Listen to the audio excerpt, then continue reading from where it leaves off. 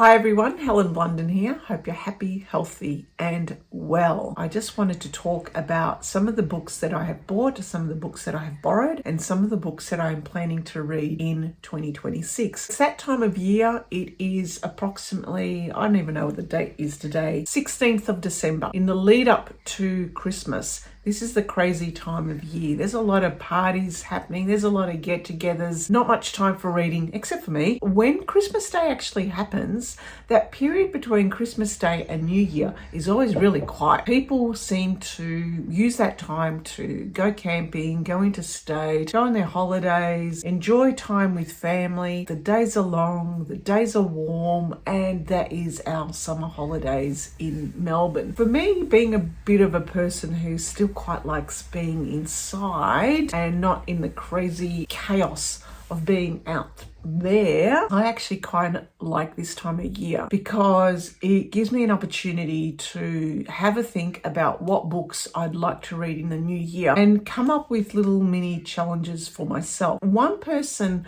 who watched my videos mentioned to me and asked the question, how do you choose the books that you want to read for the new year? I know many people out there have big plans and are quite detailed in their planning of what they're going to read, but I do things slightly differently because I actually quite like the joy and the serendipity of books coming to me. I find that I don't plan things too much. I might put a little goal in mind. The rest of the time, the books that come across to me are books that have been recommended by you, the viewers, or mentioned in the books that I read. Authors that have been mentioned in books that have been mentioned in movies and in other books. And I like to go down a rabbit warren, and so I meander my way through books, and that's how I find books. So if that is of interest to you, you might see in the new year my YouTube videos will be very random.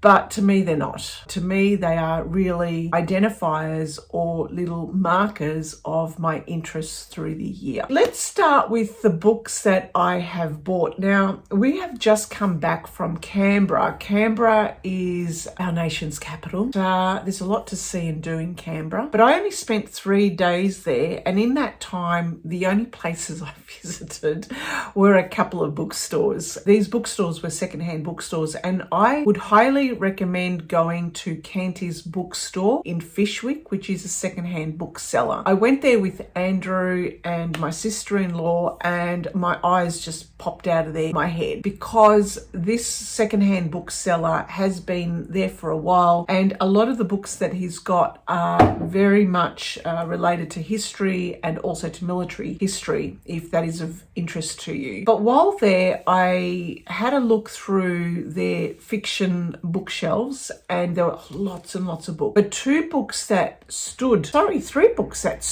out quite strongly for me, and I immediately picked them up, and a couple of them were actually mentioned by the bookseller himself as to what they were. The first one is Watership Down by Richard Adams. Let me know if you've read this book. A girlfriend has told me you've got to read it. This is a classic. It was written by Richard Adams, who used to recount the story to his children, and his children loved it so much. They said, write a book, Dad, write a book, Dad. So he wrote Watership Down. I don't know much about what it's about. I know it's about rabbits. That's about it. I'm looking forward to reading this iconic, very classic book because I don't think it's just for children. It is something that obviously will be meaningful and would move me. The second book I bought from there was Nancy Mitford's Love in a Cold Climate and Other Novels. Now, hang on a tick. Let me find. Here we go. Okay. I've got absolutely no order in the books, in my books. Nothing is in alphabetical order. They are simply just dumped there, and in my mind's eye, I know where I've placed a book. So it's not a good system. If you're watching to learn a system, forget about it, go to someone else, because mine is completely free. I had been reading Nancy Mitford's The Blessing, and I loved this book. I loved it so much. I don't know why, but Mitford seemed to have come into my algorithms. Maybe the devices were hearing that I was reading The Blessing, and I had all these other things popping up in the algorithms around the Mitfords. And so that piqued my curiosity, and there's even a BritBox series called Outrageous, apparently, about the Mitford sisters. And I think the Mitford sisters right now are quite relevant for the time and place that we are in the world, especially regarding families who have very different political ideals and political leanings, which we're seeing more and more nowadays, if you get my drift. I read The Blessing. I loved it. So I thought I have to get Love in a Cold Climate and other novels. There is another one, The Pursuit of Love, which is not in this book, which I have to get. And that will be another one of Nancy Mitford's books. Writing, it just puts you in a different time and place, in a glamorous London, glamorous Paris, and the type of people that are in her life, and kind of like the links to the people who were in her life, as she came from the famous Mitford family. When you hear their stories, just really amazing and worth finding out more. Nancy used to write a lot about her family of fascists, her family of Nazi sympathizers, and one sister who was a communist. And this is the book I found from her third sister. There was Nancy Diana, who married Oswald Mosley. He was head of the British Union of Fascists. And then there was, who was third? Unity, who was in Nazi Germany in Hitler's entourage. And then the fourth sister is Jessica. Jessica was a communist. So she went, can you imagine family gatherings? And this book, Ons and Rebels, is written by Jessica Mitford. This is a story about her life and her story about her family from her point of view. How she eloped with Esmond Romilly to Spain because she fought with the Spaniards in the Civil War there just before World War II. I thought, right, I have to get this book. And this was the conversation that I had with the bookseller, that his wife was also looking into this book too. Anyway, the moment I saw it, I had to get it. And I think it is because the Mitfords seem to be now everywhere, on TV, in YouTube, or maybe it's just my algorithm.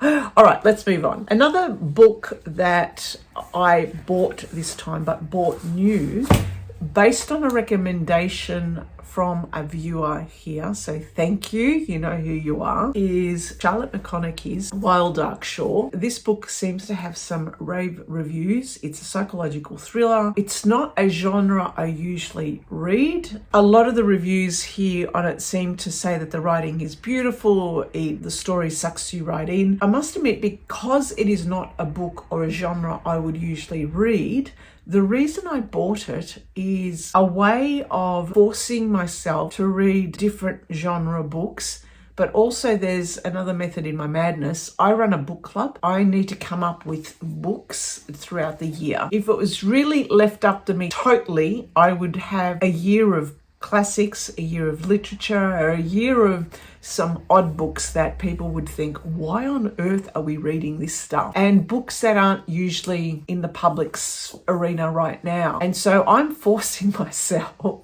to put books that the general public are currently reading, so that there is a decent mix, so that hopefully my fellow book clubbers just say, Helen, why are you giving us stuff to read about the Mitfords or John Fowles or, Charles Dickens or do you get my drift? So yeah, I need to kind of make it a little bit more relevant. Another book I bought recently, and I'm going to do a review on it, is Gravity Let Me Go by Trent Dalton. Now, Trent Dalton is an Australian author. I just finished this book today, about 400 pages. Now, there were some odd things in this book, but I need to mull it in my mind. I need to write up some notes. And this book is part of my book club. It is the book that we're going to discuss in January. I would never have read this book. It just forced me to read Trent Dalton's books. who I say is the Matt Haig of Australia. Okay, if you want to find out more about that, I'll have a full in-depth review of that sometime in the future. Another book I bought recently, and it is one that you may already know about or have heard. It is How to Read a Book, The Classic Guide to Intelligent Reading by Mortimer J. Adler and Charles Van Doren. This book was written in 1940. It's still very relevant today, and it teaches you how to actively read and how to engage with instruction, how to engage with the details of what you read, 4 different ways of how to do that. It says here, readers will learn different approaches to reading, from elementary reading and systematic skimming to speed reading and beyond. How to judge a book by its cover, perceive structure no matter the prose, read actively and critically, and extract an author's message from any text. It's saying that it's a timeless text. It's a timeless classic. It inspires book lovers year upon year. It was always on my list of books to read, but I bought it because I think it is one that I will refer to over time and many times. It is one I'll definitely be taking notes, and there's even some exercises and a great reading list at the back of the book. Although the reading list at the back of the book, if you are heavily into philosophy, inquiry, classics, so we're talking the old classics, there is a great reading list. If anything, if I was entirely honest with myself, I wanted to really up my reading game and go into in-depth into some heavy texts, then these would be the ones I would look out for and buy and then read as well. It's got Charles Dickens here. He says the entire works, but especially Pickwick Papers, David Copperfield, and Hard Times, which we've got all those at home here on my bookshelves, so they're ones to read. Anyway, this would be really worth reading. So if you've got any recommendations or if you've read this book, please let me know. Another book that I bought for my little nephew who loves to write is this Story Writer's Handbook, Adventures in Creative Writing by Katrina Nanestad, illustrated by Cheryl Orsini, Australian author. And these kind of books are a bit of fun. So if you've got a child in your life who loves to write and you want to get them off the socials, because, you know, in Australia now, little kids don't have socials, so this is a perfect opportunity to get them writing.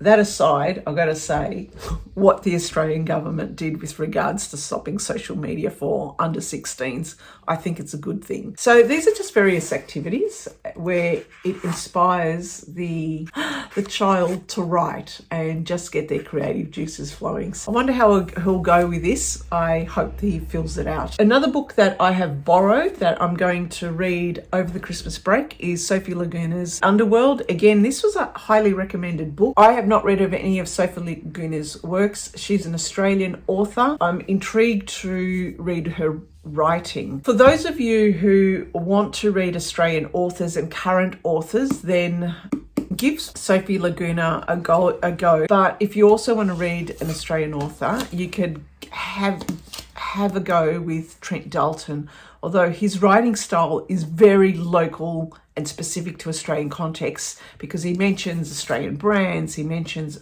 Australian ocarisms, Australian lingo. So you want to have a go at reading how Australians work, and especially Brisbaneites, then give this book a go. Now, yesterday, my husband and I finished a jigsaw puzzle.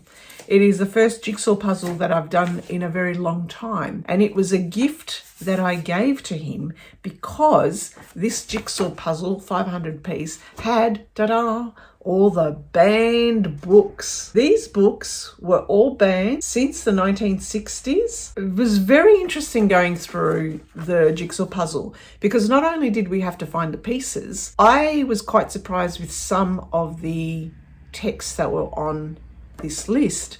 And because some of the texts were also school books that I did back in my high school years, which I had no idea about the fact that they were banned in America. Things like To Kill a Mockingbird, I had no idea that was banned. Also, The Bridge to Terabithia by Patterson. We did that as a Year 10 book, I remember. Grapes of Wrath was banned. Again, I had no idea that was banned. The Catcher in the Rye, how can that be banned? That was a great book, Fahrenheit 451. So I went through all this list while we were doing the jigsaw piece. There is a great little kind of like card where you can tick off all the books that you've read and which ones you'd like to read. Overall, I've read so far 17 of these books, and there's still more to go. So my 2026 goal would be to at least read a few more of these books that are here. Lord of the Flies, was that banned as well? Bloody hell. The Outsiders. It's just unbelievable. Beloved, Toni Morrison. See, it's Kite Runner, Mark Twain, Adventures of Huckleberry Finn, Persepolis, Mouse.